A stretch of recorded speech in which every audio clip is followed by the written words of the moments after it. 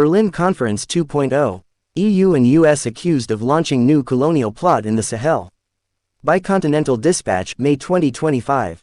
Bamako, Mali, outrage is spreading like wildfire across the Sahel, as leaders and citizens alike accuse the European Union and the United States of masterminding a modern-day recolonization campaign under the banner of diplomacy, development, and security. Across social media, a chilling term has gone viral: Berlin Conference 2.0. The phrase draws a direct line from the infamous 1884-1885 Berlin Conference, when European empires carved up Africa with no African input, to a newly leaked Western plan to reassert control over the Sahel region, a territory now seen as the vanguard of African resistance and independence. The Stability Framework, or a subtle power grab, the firestorm erupted following the leak of a confidential EU-US strategy paper outlining the Stability and Development Framework for the Sahel. The document, quietly circulated among Western diplomatic circles, details a sweeping proposal to establish multinational security outposts in Niger, Chad, and northern Benin.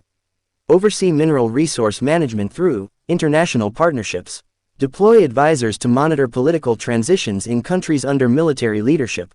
Implement democratic benchmarks tied to financial aid. On the surface, the plan looks like a generous investment in regional peace. But many in Africa are calling it a Trojan horse.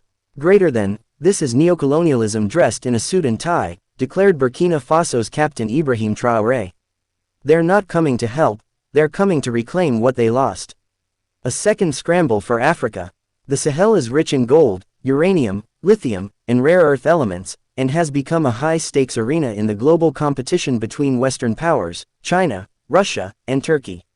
Over the last 2 years, countries like Mali, Burkina Faso, and Niger have expelled French forces, rejected ECOWAS interference, and aligned with new partners in the East, a direct challenge to over 60 years of Western dominance.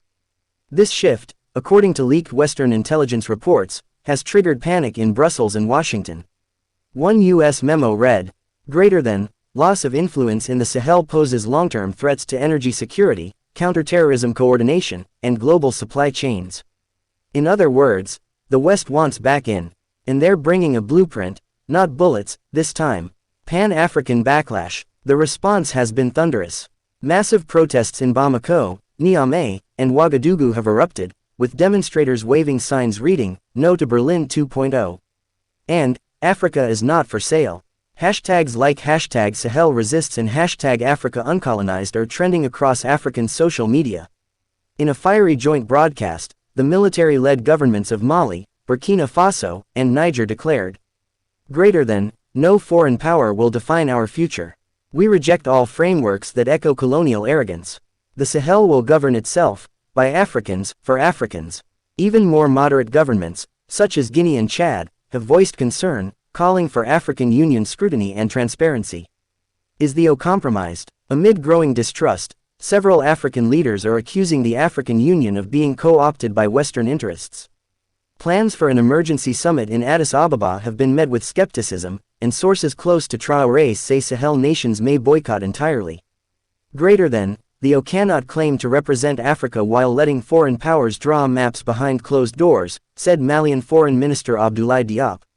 Where this goes next? With tensions rising and diplomatic lines hardening, Africa now stands at a crossroads. Will this plan go forward, with support from coastal allies like Senegal and Ghana? Will Sahel nations formalize their own Pan-African alliance and economic bloc, outside of ECOWAS and authority? And will the West double down or back off, amid accusations of modern-day empire building? One thing is certain: the ghosts of Berlin still haunt the continent, and Africans are now determined to exorcise them. As one protester in Ouagadougou shouted through a megaphone, "Our ancestors were divided in Berlin. We will be united in Bamako."